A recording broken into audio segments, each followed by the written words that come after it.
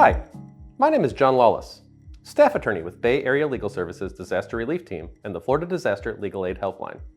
I'm here with my colleague Jason to discuss some simple steps anyone can take to avoid common issues while recovering from disaster. Today, we're here to talk about some specific rights that renters have in the wake of a disaster. Our discussion will be about renters in Florida, so if you're watching this from elsewhere, please remember that these rules can change significantly from state to state.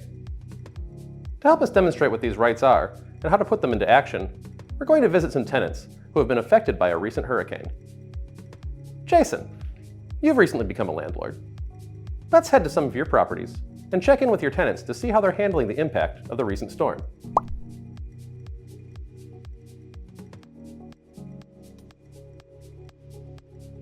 Let's see what happens.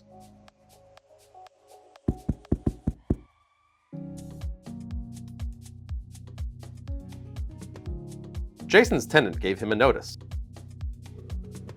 It looks like Jason's tenant has terminated his lease agreement by using Section 83.63 Florida statutes. That law allows a tenant of a property that was substantially damaged by a disaster to terminate a lease immediately, as long as they give written notice. Jason will also have to follow the rules regarding return of a security deposit at the end of the lease. It looks like things did not work out like Jason planned. Jason has an idea. Let's see what he does. He's moving. Landlords will often try to take advantage of the provisions of 83.63 to try to terminate tenant leases with little or no notice. The provisions of Chapter 83.63 are not available to landlords, however. This law only provides a right of termination to a tenant.